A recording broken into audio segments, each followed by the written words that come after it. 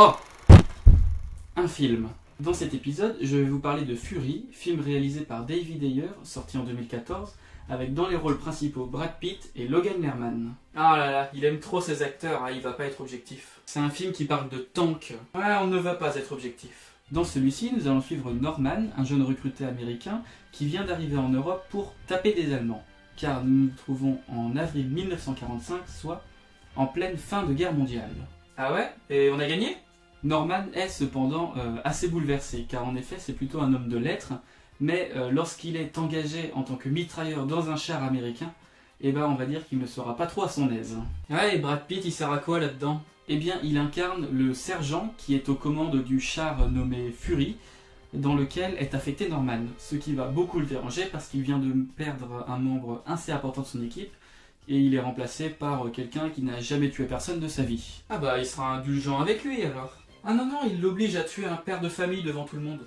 Mais c'était un boche. Ah bah la guerre comme à la guerre hein. Norman lui sera totalement déstabilisé et horrifié par tout ce qui l'entoure. Il assistera à plusieurs batailles à l'intérieur du tank qui le protégera tout le long du film. Le tank, c'est le meilleur ami de l'homme, et ça impressionne plus qu'un chien quand on va au parc avec. Leur but sera donc de se rapprocher le plus possible du front allemand, mais au fur et à mesure des batailles, ils perdront de plus en plus de troupes, tellement qu'à la fin, il ne restera plus que le tank Fury qui devra se battre tout seul contre une division. Et même une multiplication. On la valide celle-là? On assume, on assume. Ce qu'il y a de très intéressant dans ce film, c'est la relation vraiment très protectrice qu'il y a entre l'équipage et le tank.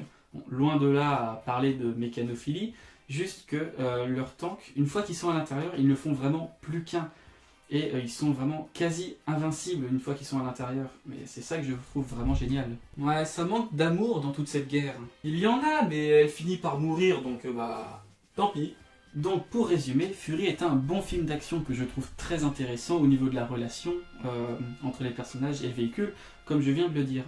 Mais surtout que dans le film, ils sont vraiment les 3/4 du temps à l'intérieur du char.